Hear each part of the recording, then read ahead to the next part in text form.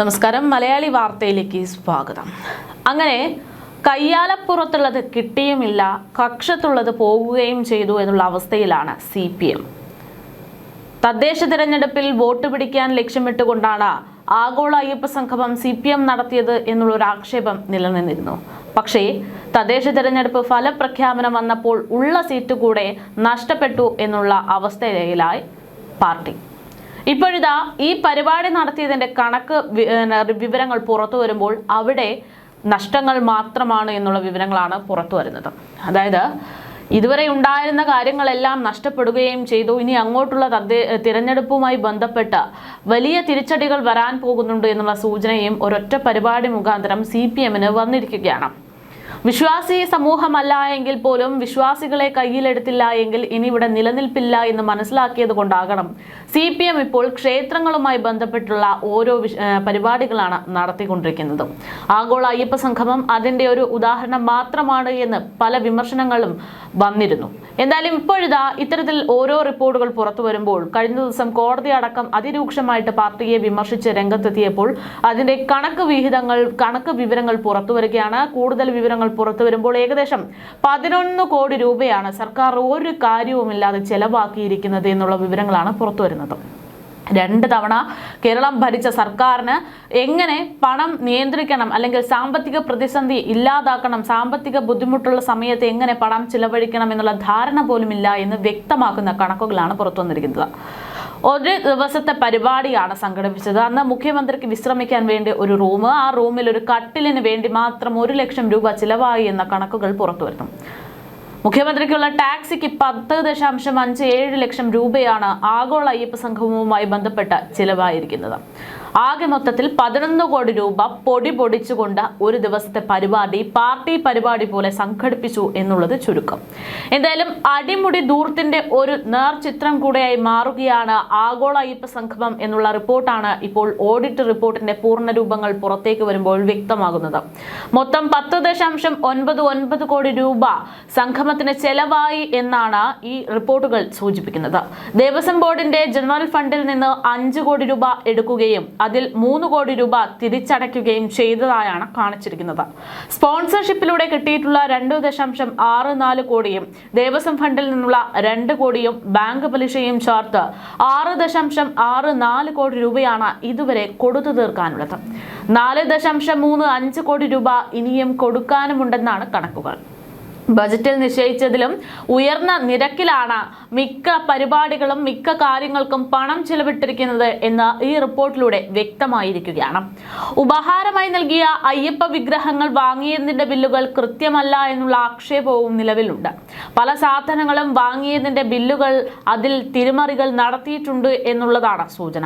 ഊരാളുങ്കൽ സൊസൈറ്റിക്ക് ടെൻഡറില്ലാതെ നൽകിയ കരാറിൽ 10% അധിക തുക അനുവദിക്കാനുള്ള വ്യവസ്ഥയുണ്ടായിരുന്നു എന്നുള്ള കണ്ടെത്തലുകൾ നിലവിൽ പുറത്തു വരുന്നു. സംഗമം ഉദ്ഘാടനം ചെയ്യാൻ മുഖ്യമന്ത്രി പിണറായി വിജയൻ തലേ ദിവസം പമ്പയിൽ എത്തുന്നതാണ് ഉണ്ടായത്. അന്ന് അദ്ദേഹത്തിന് വേണ്ടി 1 ലക്ഷം രൂപയുടെ കട്ടിലും മെത്തയുമാണ് വാങ്ങിയത്. ഇത് ഇപ്പോൾ ദേവസ്വം പൊതുമരാമത്ത് ഓഫീസിലാണുള്ളതെന്നാണ് വിവരം. 4000 ലിറ്ററിന്റെ വാട്ടർ ടാങ്കും അനുബന്ധ ടാപ്പുകളും ഒക്കെ സ്ഥാപിക്കാൻ വേണ്ടി ഏകദേശം 4.8 ലക്ഷം രൂപ. അങ്ങനെ വലിയ കണക്കുകളാണ് പുറത്തു വരുന്നത്. എന്തായാലും ഇത്തരത്തിൽ സാധനങ്ങൾ വാങ്ങിയെങ്കിലും അതൊന്നും ഈ സാധനങ്ങൾ സ്വത്തുവകയായി കാണിച്ചതിൽ ഈ വാട്ടർ ടാങ്ക് കാണാനില്ല എന്നുള്ള വിവരങ്ങൾ പുറത്തു വരുന്നു. മൊത്തം 150 എന്നുള്ളതാണ് കണക്കുകൾ. കണക്കിൽ 50 എണ്ണം മാത്രമാണ് ഉള്ളത്. 150 മെത്തകൾ വാങ്ങിയതായി സ്റ്റേറ്റ്മെന്റിലുണ്ട് എങ്കിലും 50 എണ്ണത്തിന് ബില്ലുകളില്ല എന്നുള്ള അതിഗുരുതരമായിട്ടുള്ള കാര്യങ്ങൾ പുറത്തേക്ക് വരികയാണ്. മെത്തകളെല്ലാം പോലീസിന്റെ വിശ്രമ കേന്ദ്രങ്ങളിലേക്ക് നൽകിയെന്നാണ് പറയുന്നത്. സംഗമം കഴിഞ്ഞും പോലീസാണിവ സൂക്ഷിക്കുന്നത് എന്നും സൂചനയുണ്ട്. എന്തായാലും ഇത്തരത്തിൽ ആഗോള അയ്യപ്പ സംഗമത്തിന്റെ പേരിൽ പിണറായി സർക്കാർ പൊട്ടിച്ച ആ പണത്തിന്റെ കണക്കുകൾ ചില ഇനങ്ങളൊക്കെ എടുത്തു നോക്കുമ്പോൾ നമുക്ക് ആ ധൂർത്തിന്റെ ഏറ്റവും വലിയ നേർചിത്രം കാണാൻ സാധിക്കുമെന്നുള്ളതാണ്. ചിലതൊക്കെ നമുക്ക് അങ്ങനെ പരിശോധിക്കാം. അതായത് 10.57 ലക്ഷം രൂപയ്ക്ക് നടപ്പിലാക്കിയത് ടാക്സി ചാർജാണ്.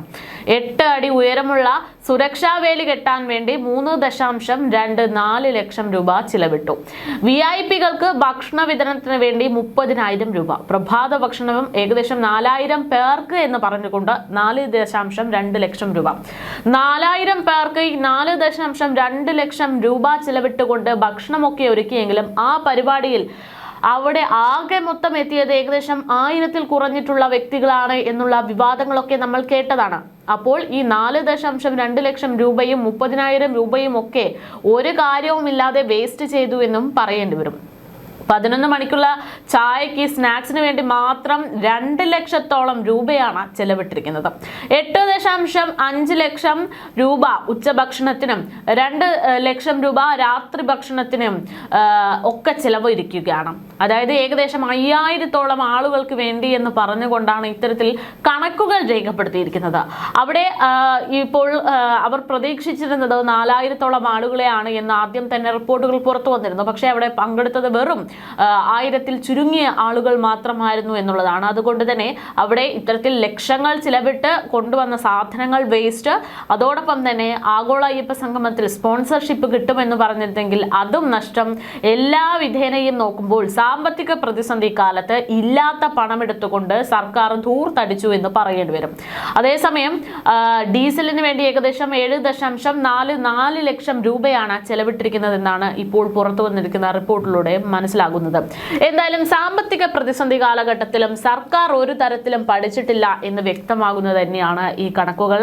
ഓരോ ദിവസവും കേരളത്തിലെ ഓരോ കുട്ടികളും, ജനിച്ചു വീഴുന്ന ഓരോ കുട്ടികളും കടക്കാരായി മാറുന്നു എന്ന് പറയുന്നതിനേക്കാൾ ഇരട്ടി തുക കൊടുക്കേണ്ടുന്ന ബാധ്യതയുള്ള പൗരന്മാരായി മാറുന്നു എന്ന് ചുരുക്കി പറയേണ്ടി വരുന്ന സാഹചര്യത്തിലേക്കാണ് പിണറായി സർക്കാർ ഇപ്പോൾ കേരളത്തെ കൊണ്ടെത്തിച്ചിരിക്കുന്നത്.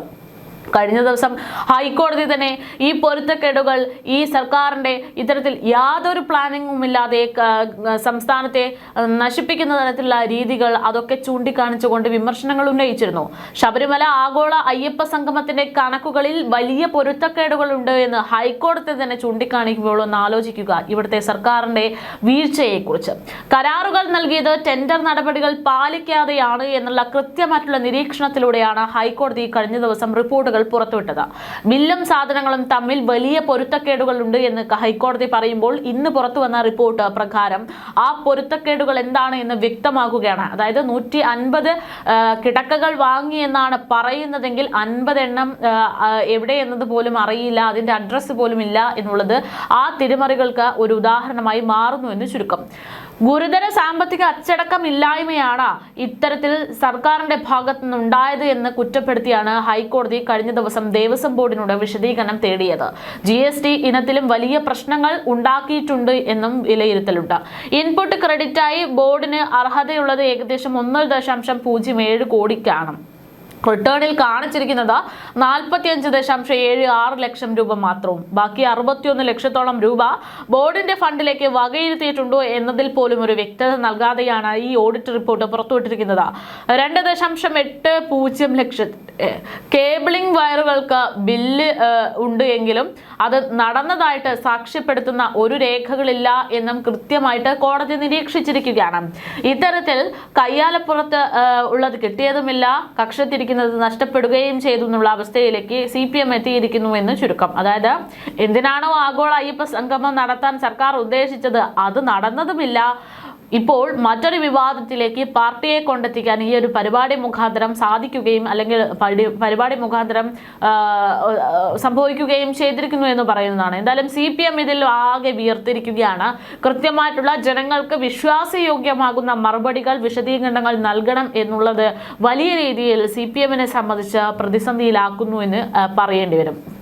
കഴിഞ്ഞ ദിവസം ഇത്തരം വിഷയങ്ങളിൽ ന്യായീകരണ ക്യാപ്സ്യൂൾ ഇറക്കി നിരവധി ആളുകളാണ് രംഗത്തേക്ക് വന്നത്. അല്ലെങ്കിൽ CPM നേതാക്കന്മാർ ന്യായീകരണ ക്യാപ്സ്യൂൾ ഇറക്കി രംഗത്ത് വരാൻ തുടങ്ങിയിട്ടുണ്ട്. ആഗോള അയ്യപ്പ സംഗമത്തിന്റെ വരവ് ചെലവ് കണക്കുകൾ അതിൽ പൊരുത്തക്കേടുകൾ ഉണ്ട് എന്നത് വിവാദമായതോടെ സംഗമത്തിനായി സർക്കാർ പശ്ചാത്തല സൗകര്യങ്ങൾ മാത്രമാണ് ഒരുക്കിയതെന്നുള്ള ക്യാപ്സ്യൂൾ ഇറക്കി. സാമ്പത്തിക ഇടപെടലുകളുടെ പൂർണ്ണ ഉത്തരവാദിത്വം ദേവസ്വം ബോർഡിന് മാത്രമാണ് എന്നൊക്കെ പറഞ്ഞുകൊണ്ട് മന്ത്രി VN വാസവൻ രംഗത്തേക്ക് വന്നിരുന്നു.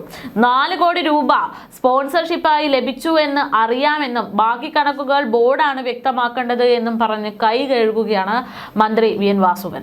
അയ്യപ്പ സംഗമത്തിന്റെ വരവ് ചെലവ് കണക്കുകളിൽ വലിയ പൊരുത്തക്കേടുകളുണ്ട് എന്ന് സ്പെഷ്യൽ കമ്മീഷണർ ഹൈക്കോടതിയിൽ സമർപ്പിച്ച ഓഡിറ്റ് റിപ്പോർട്ടിലൂടെ ചൂണ്ടിക്കാണിച്ചിട്ടുണ്ട്. വിഷയത്തിൽ ദേവസ്വം ബോർഡ് അടിയന്തരമായി മറുപടി നൽകണമെന്നാണ് കോടതിയുടെ നിർദ്ദേശം. സംഗമത്തിന്റെ പേരിൽ സ്വർണ്ണക്കൊള്ള പുറത്തു കൊണ്ടുവരാൻ സാധിച്ചുവെന്നും ഇതിനെതിരെ ഗൂഢാലോചന നടത്തിയത് UDF ആണെന്നുമാണ് മന്ത്രി വാസവന്റെ മറ്റൊരു ക്യാപ്സ്യൂൾ. ആഗോള അയ്യപ്പ സംഗമത്തിനായി ആകെ 7 കോടിയോളം രൂപ ചെലവഴിച്ചതായി Thiruvithamkoor Devaswom board president K. Jayakumar മറുവശത്ത് നിന്ന് അറിയിക്കുന്നു.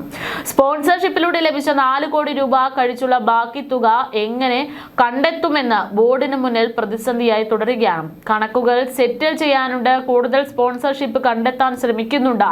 ഈ മാസം 17-ന് വരുന്ന ബോർഡ് യോഗത്തിൽ ചെലവുകൾ പുനഃപരിശോധിക്കുമെന്നാണ് അദ്ദേഹം പറയുന്നത്. എന്തായാലും ഇത്തരത്തിലാണ് കാര്യങ്ങൾ പോകുമ്പോൾ SITയുടെ പരിശോധനയിലേക്ക് കൂടെ ഈ ഒരു ആഗോള അയ്യപ്പ സംഗമത്തിലെ ഫണ്ട് വിനിയോഗം അന്വേഷണ പരിധിയിലേക്ക് വരുമെന്നുള്ള സൂചനകൾ കൂടെ വരുന്നുണ്ട്. മുൻ ബോർഡ് പ്രസിഡന്റ് PS പ്രശാന്തിന്റെ കാലത്ത് നടന്ന സംഗമത്തെക്കുറിച്ചും SIT കോടതിയിൽ നൽകിയിട്ടുള്ള റിപ്പോർട്ടിൽ ഗുരുതര കണ്ടെത്തലുകൾ വരുമ്പോൾ അന്വേഷണം അനിവാര്യമെന്ന് ചുരുക്കം. സംഗമം നടത്താനുള്ള തീരുമാനം ബോർഡ് യോഗത്തിന്റെ മിനിറ്റ്സിൽ രേഖപ്പെടുത്തിയിട്ടില്ല എന്നാണ് അന്വേഷണത്തിൽ ഇപ്പോൾ നിർണായകമാകാൻ പോകുന്ന ഒരു വസ്തുത എന്നുള്ളതാണ് നിരീക്ഷണം. ഫണ്ട് വിനിയോഗത്തിലെ അവ്യക്തതകൾ കൂടി പുറത്തു വന്നതോടെ വരും ദിവസങ്ങളിൽ കൂടുതൽ നടപടികൾക്ക് സാധ്യതയുണ്ട് എന്ന് പറയുന്നതിനേക്കാൾ CPM ആകെ പെട്ടു എന്ന് പറയുന്നതായിരിക്കും ചുരുക്കം. എന്തായാലും ഗുരുതരമായിട്ടുള്ള വീഴ്ചകൾ നടത്തിയിട്ടുണ്ട്. അതിനേക്കാൾ ഉപരി നവകേരള സദസ്സ് പോലുള്ള പരിപാടികൾ നടത്തി സർക്കാർ ധൂർത്ത് പരിപാടികൾ സംഘടിപ്പിച്ചതുപോലെ തന്നെ പാർട്ടി പരിപാടി എന്ന് തോന്നുന്ന തരത്തിൽ നടത്തിയ ആഗോള അയ്യപ്പ സംഗമവും ഒരു വലിയ ധൂർത്ത് തന്നെയായിരുന്നു എന്ന് വ്യക്തമാക്കുന്ന റിപ്പോർട്ടുകളാണ് പുറത്തു വരുന്നത്. എന്തായാലും വരുന്ന തിരഞ്ഞെടുപ്പുമായി ബന്ധപ്പെട്ട് CPMന് എങ്ങനെ മുന്നോട്ട് പോകാം എന്നുള്ള കാര്യങ്ങൾ ചർച്ച ചെയ്യപ്പെടുന്നതിനിടയിലാണ് ഏറ്റവും വലിയ പാളിച്ചയായിട്ട് ഇപ്പോൾ ഈ അടുത്ത് നടന്നിട്ടുള്ള വലിയ ധൂർത്തിന്റെ റിപ്പോർട്ടുകൾ പുറത്തു വരുന്നത്. എന്തായാലും ഇതിനൊക്കെ ഉത്തരം പറയേണ്ടുന്ന സാഹചര്യത്തിലേക്ക് CPM നേതാക്കന്മാരെ എത്തിച്ചിരിക്കുന്നു എന്നുള്ളതാണ്. പക്ഷെ ഒന്നിനും ഉത്തരം ഉണ്ടാകില്ല എന്നുള്ളത് വ്യക്തമായി കഴിഞ്ഞു. കാരണം ഓഡിറ്റ് റിപ്പോർട്ട് കൃത്യമായിട്ട് എത്രമാത്രം തുക ഒരാവശ്യവുമില്ലാതെ ചിലവാക്കിയിട്ടുണ്ട്, അതോടൊപ്പം എത്രമാത്രം തുകയുടെ നഷ്ടമാണ് സർക്കാർ കേരളത്തിന് വേണ്ടി ഉണ്ടാക്കിയിരിക്കുന്നത് എന്നതൊക്കെ പുറത്തു വന്നുകൊണ്ടിരിക്കുകയാണ്. അതോടൊപ്പം തന്നെ തട്ടിപ്പും വെട്ടിപ്പും നടത്തി ദൈവത്തെ പോലും ചതിക്കുന്ന രീതിയിലേക്ക് സർക്കാർ സംവിധാനങ്ങൾ മാറി എന്നുള്ളൊരു ആക്ഷേപവും സജീവമായിക്കൊണ്ടിരിക്കുന്നു.